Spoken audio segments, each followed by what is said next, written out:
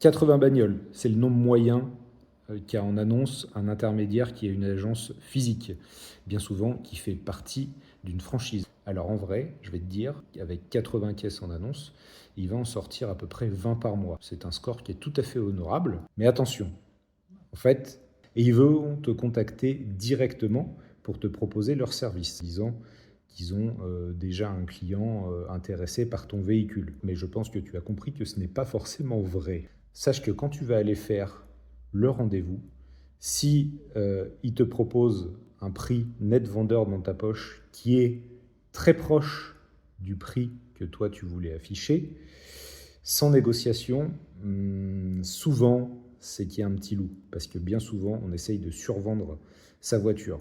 Donc lui, qu'est-ce qu'il va faire? Il va parier un peu sur l'avenir, il va dire ok, pas de souci, on la rentre à ce prix-là, net vendeur dans votre poche, ce que vous en demandez.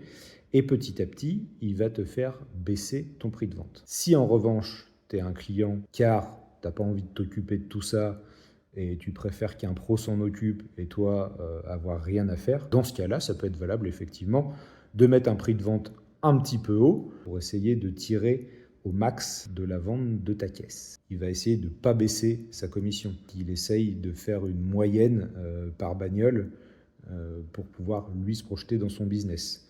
Donc quand la bagnole ne bouge pas d'appel, etc., bah, bien souvent, vu qu'il a mis toutes les chances de son côté avec des belles photos, une belle description, tout le service qu'il peut proposer, les garanties, c'est que bah, c'est le nerf de la guerre, le prix de vente n'est pas bon. Donc dans ce cas-là, il va t'appeler, il va faire un petit point avec toi, bah voilà, bonjour monsieur, votre annonce ne bouge pas, je pense qu'il faut baisser un petit peu le prix. Donc il va faire baisser le net vendeur qui retombe dans ta poche, mais pas sa commission, ce qui est plutôt logique. Voilà un petit peu comment ça marche. Ce n'est pas une critique de la technique, hein. Simplement, toi, en tant que client, eh ben, il faut bien que tu aies ça en tête.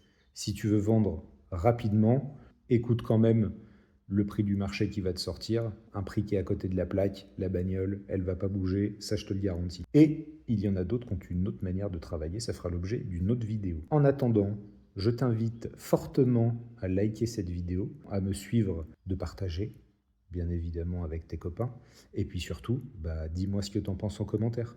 Allez, ciao!